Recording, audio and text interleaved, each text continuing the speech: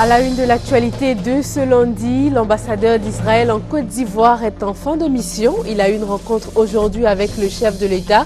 Il a bien sûr été question des relations ivoiro-israéliennes et surtout de dire au revoir au chef de l'État ivoirien. C'est officiel, le budget 2013 de la Côte d'Ivoire est désormais de 70 milliards de francs CFA. Cette révision à la hausse vient d'être adoptée par l'Assemblée nationale. «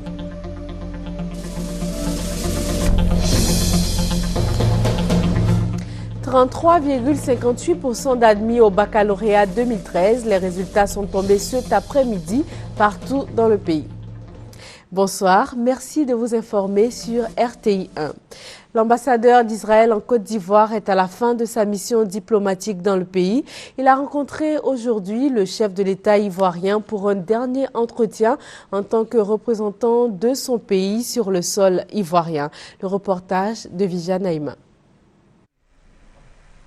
Après 4 ans de présence en Côte d'Ivoire, son Excellence Béni Omer, ambassadeur d'Israël en Côte d'Ivoire, était reçu dans la matinée de ce lundi au palais présidentiel par le président de la République, Alassane Ouattara, pour sa toute dernière fois en tant que chef de mission diplomatique en Côte d'Ivoire.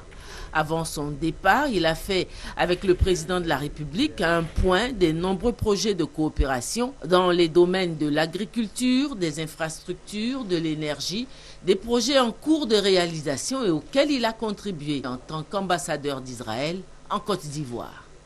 Vous savez que nous sommes en train de former des jeunes futurs ingénieurs agronomes ivoiriens en Israël.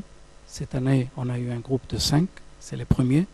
L'année prochaine, le mois de septembre, il y aura une trentaine de jeunes Ivoiriens qui vont voyager en Israël pour une formation qui dure 11 mois. On a parlé de coopération dans le domaine d'infrastructure. Et si on parle des routes bitumées, des pistes rurales qu'on peut stabiliser avec un produit qu'on a développé en Israël, avec une société qui sera prête à venir assez rapidement et présenter son savoir-faire et installer le système. On a parlé d'autres projets, par exemple de l'énergie. Et je suis heureux de vous annoncer que bientôt il y aura une société israélienne, Telemenia, qui va construire une centrale électrique à Sangon de 370 MW. Je pense que ça peut ajouter un peu à la capacité énergétique de votre beau pays. Une des idées que j'ai échangées avec le chef de l'État, c'était l'installation d'un centre de formation professionnelle. Parce qu'une des préoccupations du président de la République, c'est l'emploi des jeunes. Ce centre de formation qu'on a déjà installé dans un autre pays en Afrique, au Cameroun, avec des résultats vraiment impressionnants. Si on peut faire la même chose ici pour la Côte d'Ivoire, pourquoi pas, et former des gens, des petits métiers, des mécaniciens, des techniciens. Autant de projets qui annoncent le grand retour de la coopération avec Israël, coopération vieille que la visite du président de la République Alassane Ouattara en Israël en juin 2012 a véritablement relancée. 70 milliards de nos francs, c'est le nouveau montant du budget de l'État ivoirien pour cette année 2013. Il vient d'être révisé à la hausse suite à un projet de loi de finances rectificative proposé aux députés par le ministre en charge de l'économie et des finances, Léon Brault. D'environ 3 814 milliards de francs initialement, le budget 2013 de l'État de Côte d'Ivoire va passer à plus de 3 883 milliards de francs CFA. La première étape pour la modification de ce budget, l'adoption par la Commission des affaires économiques et financières de l'Assemblée nationale, a été passée ce lundi.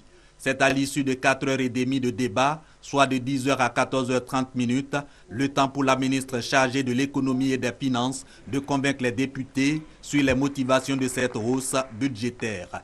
Hausse de 6%, correspondant à 69 milliards 197 millions de francs CFA pour boucler le financement d'un certain nombre d'investissements publics.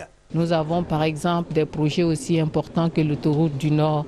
Il y a également des dépenses relatives à l'ADDR, des projets aussi importants que le pont de Jacquesville pour lesquels les financements complémentaires étaient nécessaires. Donc c'est un ensemble de compléments budgétaires qu'il était nécessaire de mobiliser. Évoquant des projets comme la réhabilitation de la route Adzopé-Bondoukou, l'émissaire du gouvernement a rassuré les députés sur le bon état d'avancement du dossier de financement. Le nord-est que constituent Bouna et Bondoukou est un grenier de la Côte d'Ivoire, même si ces populations ont besoin d'électricité. Mais je crois que le premier élément d'abord, c'est la route. Autre sujet également abordé, l'état d'exécution du budget initial pour l'année 2013. La ministre auprès du Premier ministre en charge de l'économie et des finances a dressé le bilan du premier trimestre et expliqué que l'état du deuxième trimestre 2013 sera disponible 45 jours à compter de fin juin. Voilà, 70 milliards, soit 6% de plus sur le budget de l'État. Hausse dans un autre domaine, c'est celui des résultats du baccalauréat session 2013. 33,58% des candidats ont été admis, soit plus de 8,6% par rapport à l'an dernier.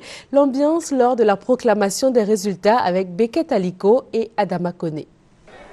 14-13 ce lundi 15 juillet, lycée moderne Adjamé Ariste. Cris, larmes de joie et embrassades sont au rendez-vous.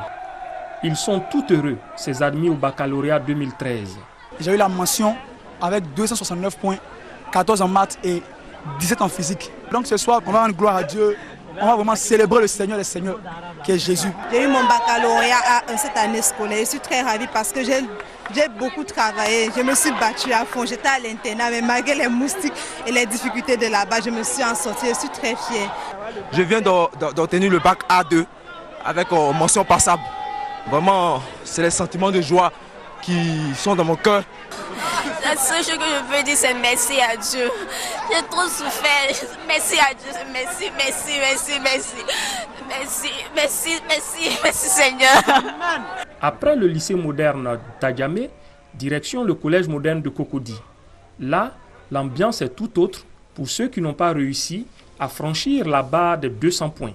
J'étais candidate au bac C 2013 et ça n'a pas marché. La vie continue.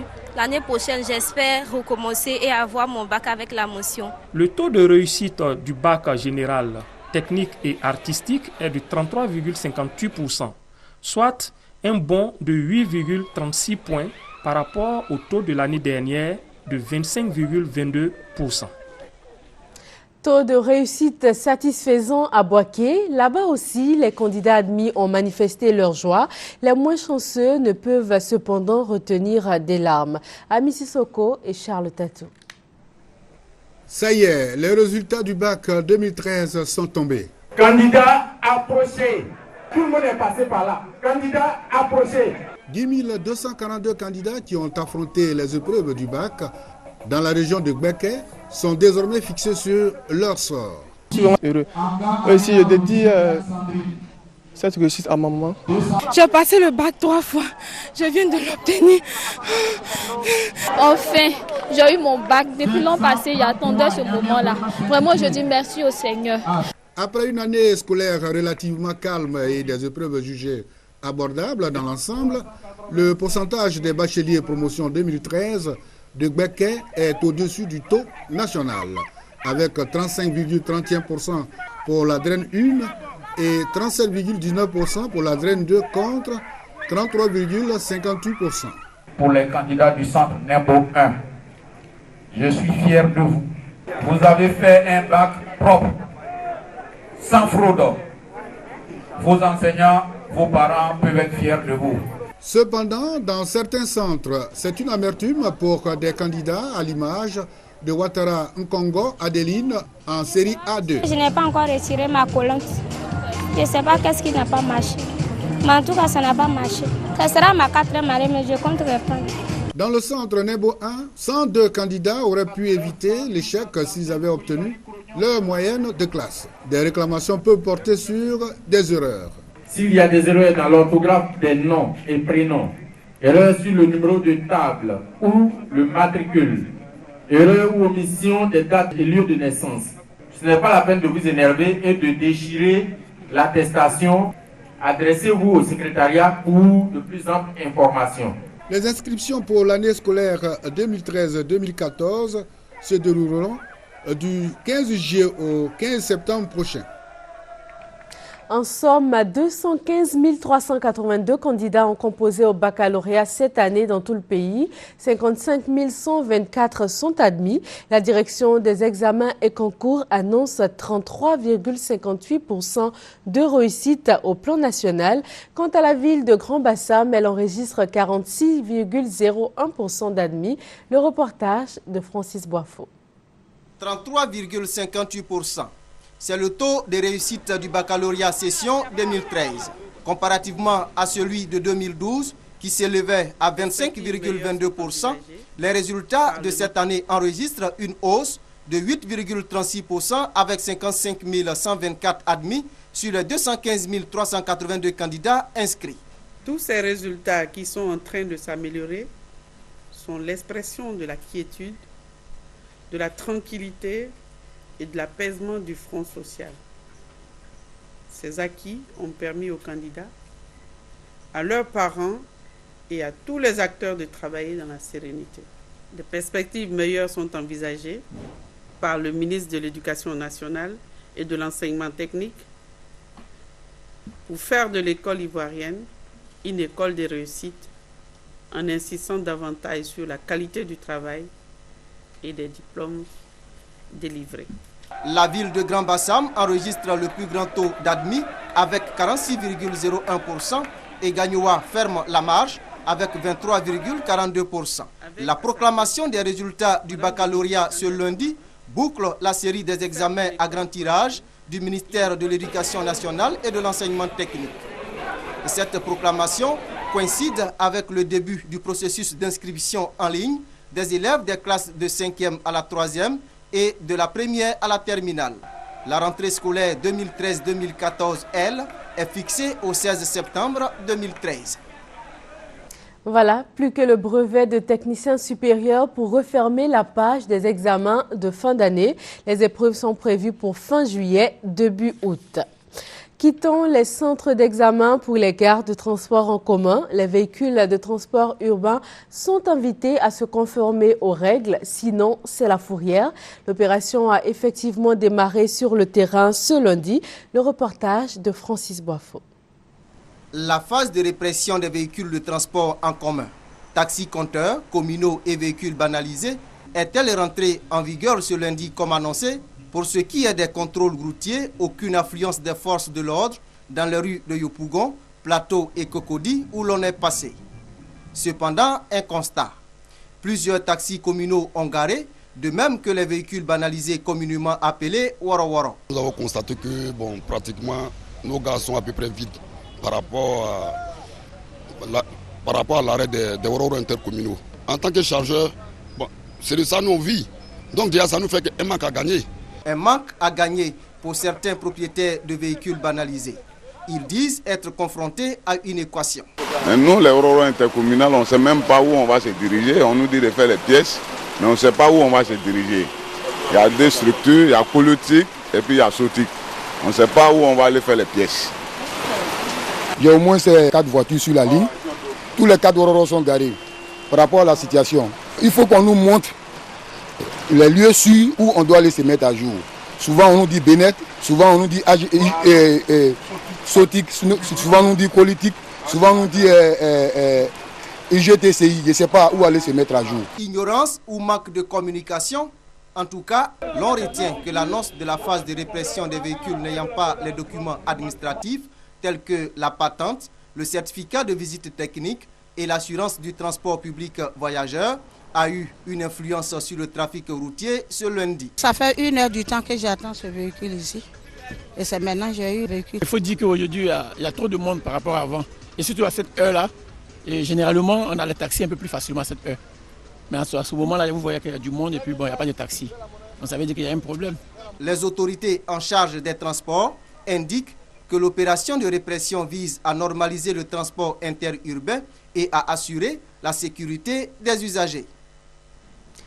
Un salon du porc et des produits dérivés pour faire la promotion des produits porcins et relancer la filière.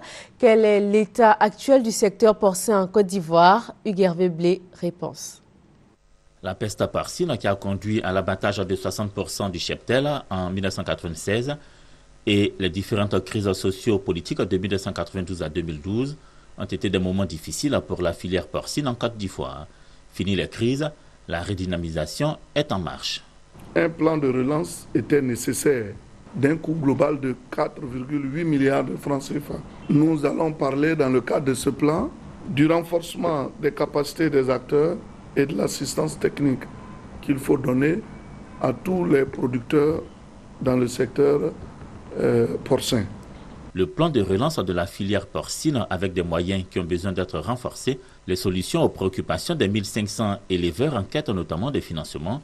Il en sera question au cours des premières journées promotionnelles le 17 et 18 juillet. Seront également évoqués les moyens mis en œuvre pour protéger la santé du consommateur. La viande de porc est parmi les viandes les meilleures, c'est ce que je peux dire. C'est d'abord la viande blanche. À notre niveau ici, nous contrôlons, n'est-ce pas, la viande. Il y a des vétérinaires qui font ce contrôle-là. Alors donc au niveau des supermarchés, vous avez plusieurs gammes de produits qui sont vraiment des produits, je peux dire, sains, sans risque pour la santé des consommateurs. La Côte d'Ivoire ne couvre actuellement que 21% de ses besoins de consommation en viande porcine.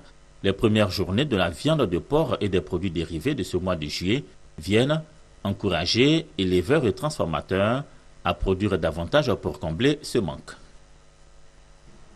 Le manque de fonds, l'absence de formation, d'orientation et d'information sont les problèmes majeurs rencontrés par les jeunes en quête d'emploi. Comme solution à toutes ces difficultés, une ONG propose l'auto-emploi. Le reportage de Serge Gangomin, commenté par Chantal Akandon. 3 millions, c'est le nombre des jeunes de 15 à 35 ans qui sont en quête d'emploi en Côte d'Ivoire. Une conférence donc pour éclairer ces jeunes. Sujet de la rencontre, les jeunes face à l'auto-emploi, une initiative de l'association Ivoire Leadership. Pour ces jeunes, la solution pour réduire considérablement le chômage reste l'auto-emploi. Cependant, cette volonté entrepreneuriale se heurte à des obstacles. Pour parler d'auto-emploi, il faut que les jeunes soient formés déjà à toutes les techniques de l'étude de marché, à toutes les techniques d'accès au financement et à la viabilité de leur projet. Pour les responsables de l'ONG, certes, les difficultés énumérées sont réelles, cependant elles ne constituent pas le plus grand obstacle qui demeure le manque d'information et d'orientation. Les structures mises en place à cet effet ne sont pas fréquentées par les jeunes. Il faut informer les jeunes sur l'entrepreneuriat. Les jeunes ne sont pas informés et ils ne vont pas à la recherche d'informations aussi. Nous savons qu'aujourd'hui, le gouvernement donne une perspective d'introduire les jeunes à l'entrepreneuriat. Et nous, aujourd'hui, nous venons expliquer aux jeunes comment monter un projet, comment gérer leurs idées et comment obtenir le financement. Créée en 2008, l'association Ivoire Leadership mène régulièrement des actions de sensibilisation et d'information dans le milieu des jeunes en Côte d'Ivoire. À Boaké, les consommateurs dénoncent la flambée des prix sur le marché depuis le début du mois de Ramadan. Pendant cette période, de nombreux commerçants augmentent les prix des denrées alimentaires. Ouattara Amadou, Kwadio Kwame. Les prix de certains produits alimentaires tels que le riz, le sucre et le lait connaissent une hausse considérable en ce début du mois du carême musulman. C'est le triste constat après une visite sur les différents marchés de Boaké. Une situation que n'apprécient pas du tout les populations. Pour elles, rien ne justifie cette augmentation des prix des denrées de première nécessité. Le marché a dit ce qui est cher, riz est cher. On ne sait pas comment on va faire. Des dingues que chacun on prenait ça à 7 000 francs.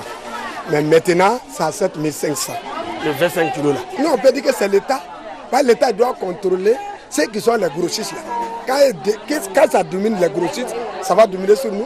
C'est la spéculation, hein, puisqu'on sait que pendant le mois de carême, les gens utilisent beaucoup les légumes et autres, tout ça là, et la viande et autres. Donc les gens ils spéculent dessus, ils savent que forcé tu vas acheter, donc on n'a pas le choix. Et chaque année c'est comme ça. Cependant, les bouchers affirment que la viande ne connaît pas de changement de prix. On n'a pas augmenté, toujours le même prix là. 2000 c'est 1000 francs, le kilo c'est 2000 francs. Accusés par les commerçants détaillants sur l'augmentation des prix des denrées alimentaires, les grossistes se défendent. Le lait LP que les gens consomment beaucoup. Avant le sac, on le payait à Abidjan 70 000. Bon, je dis près de 84 000 francs à Abidjan. vraiment le prix est un peu élevé. Concernant le sucre seulement, vraiment, nous on voit le ministre, il vraiment puisse voir le prix du sucre en Côte d'Ivoire. Le sucre nous revient très cher. Et quand tu vois le sac de sucre du pas Eugène, près de 31 500, avec le transport, on vend encore près de 32 000, 32 500, c'est pas facile. Pour bien permettre aux fidèles musulmans d'accomplir dans les meilleures conditions le quatrième pilier de leur religion, il serait bon que les pouvoirs publics en charge des questions liées au commerce fassent des contrôles et des surveillances sur les prix des denrées alimentaires. Hors de nos frontières, au Niger également, les prix grimpent sur les marchés en raison du Ramadan. À Niamey, le coût de certaines denrées alimentaires passe du simple au double. Les images. Affluence des jours de fête sur les marchés nigériens. Le Ramadan a commencé depuis une semaine et les commerçants en profitent largement. Riz, sucre, légumes, tout est vendu 2 fois plus cher, alors que les familles consomment beaucoup plus pendant ce mois sacré. On ne peut pas imaginer qu'on est dans un pays à 98% musulmans et que c'est maintenant que les prix changent.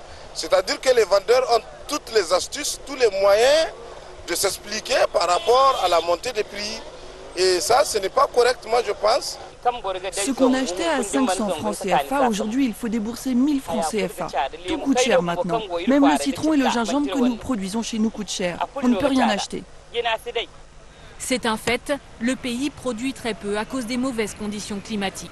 L'oignon et le riz nigériens sont pourtant réputés, mais ils sont rares et donc vendus à prix d'or. Impossible de consommer local. Sur les étals, la plupart des céréales et des légumes sont importés. La raison de cette cherté est toute simple. Tous ces produits nous viennent de l'étranger. Par exemple, l'oignon vient du Nigeria. On ne peut consommer notre oignon qui coûte très cher. Alors ce sont les Ivoiriens et les Ghanéens qui nous l'achètent. Une situation encore plus difficile en cette période de Ramadan où traditionnellement les prix flambent. Le gouvernement avait promis d'organiser des ventes à prix modérés pour le sucre et le riz, des promesses qui se font toujours attendre. Retour en Côte d'Ivoire, à Boisflé, dans le centre-ouest du pays. Autochtones et halogènes se font la guerre. Bilan, plusieurs morts et de nombreux dégâts matériels. Kader Sogodogo et Charles Tatou. Nous sommes à Angovia, localité de la sous-préfecture de Boisflé, à 8 km après le barrage de Koussou. Dans ce village, autochtones et halogènes se sont affrontés violemment. Bilan, plusieurs morts et blessés et des maisons incendiées. À l'origine de cet affrontement meurtrier, l'exploitation clandestine de l'or. Mais qu'est-ce qui a bien pu se passer dans ce village? Nous avons demandé aux jeunes de prendre 200 francs par personne à tous ceux qui vont à la mine. Et des jeunes qui sont partis n'ont pas voulu payer. Ils ont voulu forcer le passage. Il paraît qu'il y a eu des accrochages. Ces accrochages auraient provoqué un mort. Et c'est la riposte. Indexés, les halogènes à travers leur porte-parole donnent leur version des faits. Les gens de Govia, il fait barrage civil. Il dit que les gens ne peuvent pas passer pour aller au travail. Il faut qu'ils payent 10 avant qu'ils vont partir. Donc les gens disent que non, nous en sommes les manœuvres, il n'y a pas l'argent pour payer pour aller au travail. Il a demandé pardon et puis ils n'ont pas tombé d'accord. Et puis il a commencé pour frapper les messieurs. Hier soir, nous on est ici, on attendait coup de fusil, bao. Donc maintenant, un peu de temps, on avait des jeunes, les plus pour venir. Les balles, il y a bercé, l'autre dans son ventre. Il y a l'autre qui a trouvé ici, il y a l'autre qui a trouvé ici. Donc les gens ils sont venus, ça fait 4 personnes. Il dit comme ça là, donc c'est venu problème. L'exploitation clandestine de l'or a pris de l'ampleur dans cette localité et cela a provoqué l'arrivée massive des halogènes, donnant lieu à une cohabitation extrêmement difficile. Face à ce désastre, les différents responsables de communauté en appellent à la fin des hostilités. C'est des gens que nous avons acceptés, nous avons adopté tolérance. Nous on veut n'encariter comme ça. Nous on ne veut pas ça là n'encar commencer encore. Pour l'heure, Angovia s'est vidé de ses habitants. Ce sont donc des milliers de personnes qui sont sans abri et plongées dans la désolation. Dans les 18 montagnes, les conflits sur le foncier rural sont en train d'être résolus. Les bons résultats du Conseil norvégien pour les réfugiés et du projet Prévention et résolution des conflits l'attestent.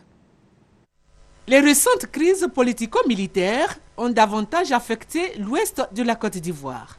Au cœur de cette exacerbation, les conflits endogènes et exogènes liés au foncier rural. La question foncière dans cette région, elle est extrêmement grave. Les forêts classées sont occupées, les terres des populations sont occupées, les plantations des populations sont occupées. Il ne faut pas attendre que la crise éclate pour qu'on puisse apporter les solutions. C'est maintenant qu'il faut adresser ces questions-là. Initié en février 2012 par le Conseil norvégien pour les réfugiés, un projet de prévention et de règlement des conflits fonciers dans les districts des 18 montagnes a vu l'implication des autorités locales et gouvernementales. Ce projet, piloté à travers une plateforme sur le foncier rural, a connu de bons résultats, notamment une baisse notable des violences liées aux conflits fonciers. Les travaux de cette plateforme ont été conclus par un atelier d'échange sur les bonnes pratiques pour la prévention et la résolution des conflits. L'atelier tenu la semaine dernière avait pour objectif, entre autres, de mettre en place une procédure consensuelle de résolution pacifique des conflits liés au foncier rural. Il en ressort que la loi 98 sur le foncier rural connaît des obstacles dans son application. Elle doit être réaménagée en tenant compte des pratiques coutumières et des réalités locales. La loi sur le foncier rural est très mal connue à l'Ouest parce qu'elle est perçue par les personnes, les migrants, comme c'est une loi contre eux, et perçue comme les autochtones, comme si c'était une loi qui, une fois appliquée, va chasser toutes les autres personnes de les terres. La question foncière dans la région des 18 montagnes est très sensible et son règlement contribuera énormément à la réconciliation nationale. À Grand-Bassam, l'hôpital général vient de recevoir 17 tonnes de matériels médicaux. Ce don est le fruit de la coopération décentralisée tissée entre la ville de Moulins et la commune de Grand-Bassam. Le reportage de Gabriel Zani. Ces dons sont le résultat de la coopération entamée il y a 3 ans par le défunt maire de la commune de Grand-Bassam, Jean-Michel Moulot. Le projet a été repris par l'ancien maire Martin Aka Anokwa. Aujourd'hui, la coopération tissée entre la ville de Moulins-sur-Hélier et la commune de Grand-Bassam porte de bons fruits. 17 tonnes de matériels médicaux offertes par la ville de Moulins-sur-Hélier. Aujourd'hui, j'ai l'honneur donc de pouvoir recevoir les dons. Pour dire que quelque chose a commencé, a été préparé, et évidemment, j'en suis l'heureux récipiendaire aujourd'hui. Au nom surtout de la famille de la santé, je voudrais humblement et sincèrement remercier la ville de Moulins. Le maire de Moulins et ancien ministre français du logement a exprimé sa fierté d'être à Grand-Bassam pour matérialiser ce début de coopération. Le plus important, c'est les échanges, les contacts entre les hommes et les femmes des deux équipes de Moulins et de Grand-Bassam. Si vous me permettez, vous direz que c'est le premier bébé qu'on a fait entre Bassam et Moulins. Les maires des deux communes sont revenus dans leurs allocutions sur l'importance de développer ce type de partenariat pour soutenir le développement des collectivités locales. La cérémonie de remise de dons a eu lieu en présence des autorités administratives, du directeur départemental de la santé et de la directrice de l'hôpital général de Grand-Bassam. L'actualité internationale est marquée par cette attaque meurtrière en Égypte. 4 personnes ont trouvé la mort et 15 autres ont été blessées. L'explosion a eu lieu dans un bus transportant les ouvriers d'une cimenterie. L'Égypte est toujours sous tension et depuis l'éviction du président Morsi le 3 juillet dernier, c'est le Sinaï qui s'enfonce dans la violence. Après l'attaque d'un poste de contrôle la semaine dernière, c'est un bus qui transportait des ouvriers d'une cimenterie qui a été touché par un lance-roquette. Au moins 3 personnes ont été tuées, 17 autres ont été blessées. On roulait tranquillement et brusquement tout s'est embrasé. On est descendu du véhicule et on s'est cherché les uns les autres. Il y avait 2 ou 3 cadavres dans le bus. On a réalisé qu'on avait été frappé par une roquette et qu'il y avait des morts et des blessés. Dans le Sinaï, les extrémistes islamistes ont lancé un appel aux armes et les actes de guérilla se multiplient. Par précaution, les forces armées égyptiennes ont démoli plusieurs tunnels entre Rafah et Gaza. Ils les ont remplis de sable et d'eau pour empêcher le passage d'armes de contrebande ou de militants islamistes. Au Caire, partisans et détracteurs de Mohamed Morsi appellent à de nouvelles manifestations, alors que la formation définitive du gouvernement intérimaire devrait être bientôt annoncée. Une situation suivie de près à l'étranger. Le secrétaire d'État adjoint américain William Burns est arrivé au Caire dimanche pour une visite de 2 jours. C'est la fin de ce 23h. Merci de l'avoir suivi. Bonsoir.